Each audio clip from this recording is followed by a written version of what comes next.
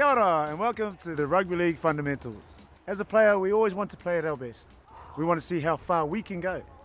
As a coach, manager, trainer, administrator, parent or supporter, you want to help your players perform and to see them develop as young men and women, as well as footballers on the field. This workshop and resources you'll get after it will help you to do just that. As we all know, rugby league is the most physical, fast and exciting game of all, and can also be the safest form of football. You might think, who cares about safety? But in reality, no one can ever reach their best when they are playing hurt. Not even me. But just as important as playing at our best is doing the right thing to help our game grow.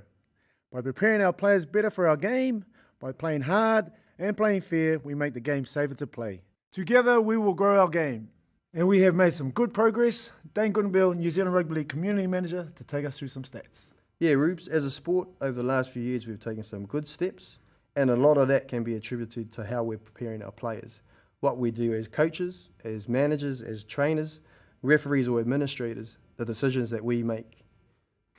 So according to ACC statistics, rugby league is becoming a safer game than what it has been in the past.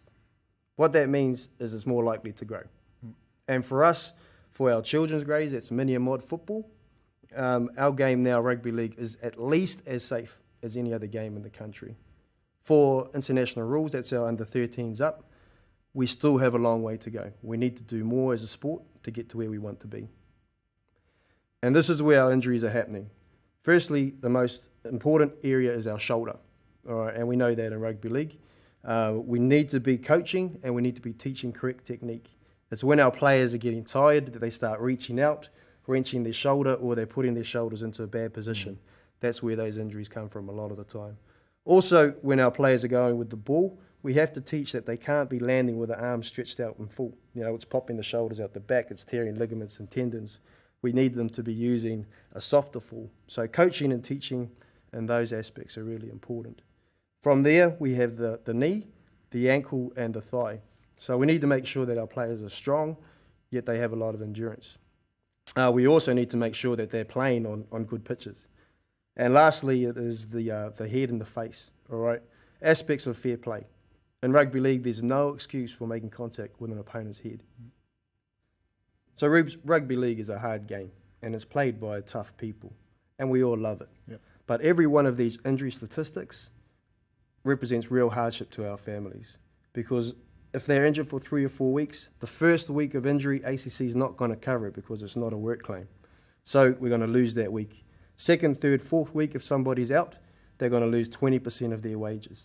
All right, so if we have a player who has an injury on the field, is out for 4 or 5 weeks, easily they're going to lose $1,000 of income. And on top of that, they're going to have medical expenses, they're going to have a reduced ability to do things around the home, all adds pressure to our people. So, as a sport, we've got to do all we can to reduce these.